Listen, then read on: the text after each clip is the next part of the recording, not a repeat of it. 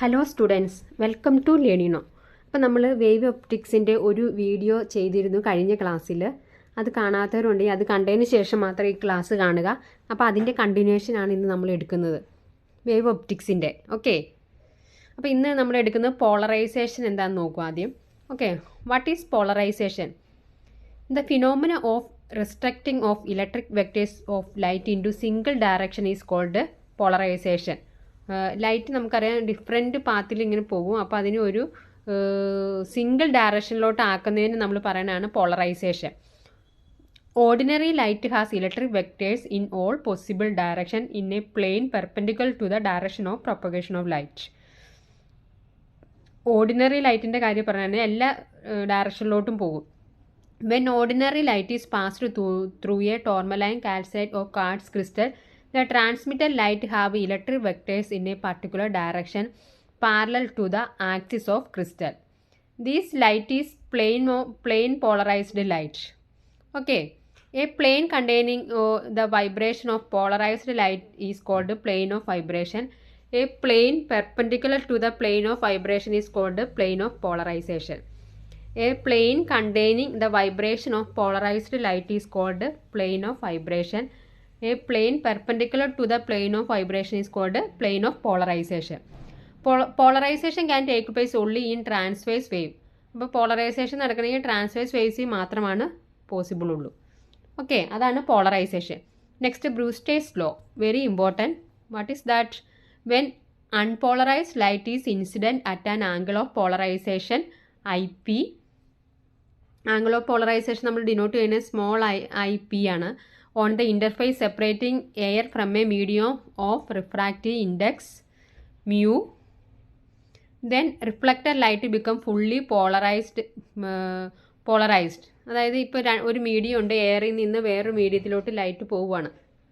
Okay, then the refractive index mu is equal to tan IP. This is the Brewster's law. Mu is equal to tan IP. Okay, ഈ IP ഇതാണ് നമ്മുടെ unpolarised wave. This is IP. Okay, if angle of polarization IP and angle of refraction is 90, angle of refraction നമ്മുടെ normal ഇതാണ്, IP plus R equal to എന്ത് വരും? 90 degree വരും. Okay, അതായത് ഈ angle of polarization IP and angle of refraction is R. ഇത് R ആണ്, angle of refraction R. Then എന്താണ്? IP plus R equal to 90 degree. That is Brewster's law. Refractive index mu equal to tan IP is equal to 1/sin c. നമ്മൾ പഠിക്കേണ്ട critical ആംഗിളിൻ്റെ case പഠിച്ചിട്ടുണ്ട്. So there is A relation between critical angle and refractive index. mu is equal to tan IP is equal to 1/sin c, where c is equal to critical angle. ഇനി double refraction എന്താന്ന് നമുക്ക് നോക്കാം. ഓക്കെ, double refraction. When unpolarized light is incident on a calcite or quartz crystal, split up into refracted rays, one of which follows law of refraction called ordinary ray, and the other do not follow laws of refraction, okay, called extraordinary ray.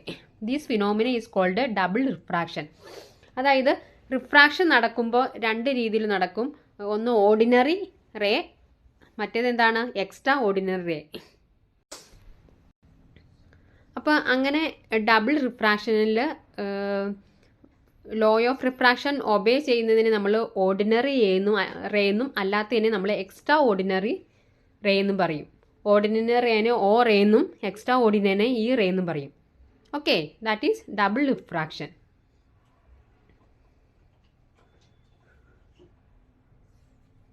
Then dichorism. Few double refracting crystals have a property of absorbing one of the two refracted rays and allowing the other to emerge out. This property of crystal is called dichorism. അതായത് ചില ക്രിസ്റ്റലിന് ഇങ്ങനെ ഒരു റേനെ absorb ചെയ്തിട്ട്, ഇപ്പം നമ്മൾ പറഞ്ഞല്ലോ 2 ray ഉണ്ടെന്ന്, അതിൽ ഒരെണ്ണത്തിനെ അബ്സോർബ് ചെയ്തിട്ട് മറ്റേതിനെ റിഫ്രാക്റ്റ് ചെയ്യും. അങ്ങനെയുള്ള ക്രിസ്റ്റലിനാണ് this property of crystal is called dichroism. Okay, dichroism. Next polaroid. എന്താണ് polaroid? It is a polarising film mounted between two glass plates. It is used to produce a polarised light. Okay, a polaroid is used to avoid glare of light in spectacles. നമ്മൾ സൺഗ്ലാസ്സിലൊക്കെ use ചെയ്യുന്നുണ്ട്. Okay, അപ്പോൾ what is polaroid? It is a polarising film mounted between two glass plates. It is used to produce a polarised light. Okay, and it is used to avoid glare of light in a spectacle. Use of Polaroid. Polaroid are used in sunglasses. They protect eye from glare. The Polaroid are used in windows, fans of train and especially of an aeroplane. They help to control the light entering through the window. അപ്പം Polaroid use ചെയ്യാൻ എവിടെയൊക്കെയാണെന്ന് പറഞ്ഞാൽ first സൺഗ്ലാസ്സിൽ, പിന്നെ window of train and aeroplane.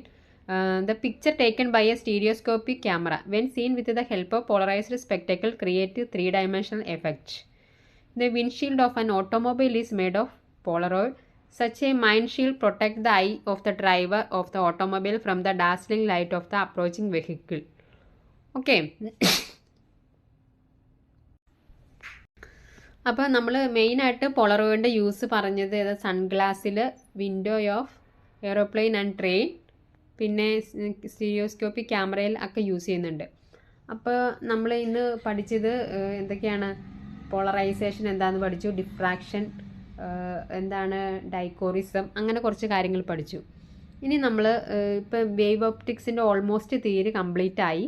ഇനി നമ്മളിതിൻ്റെ objective type അടുത്ത ക്ലാസ്സിൽ discuss ചെയ്യുന്നതായിരിക്കും. Okay, അപ്പോൾ എല്ലാവർക്കും താങ്ക് യു ഓൾ.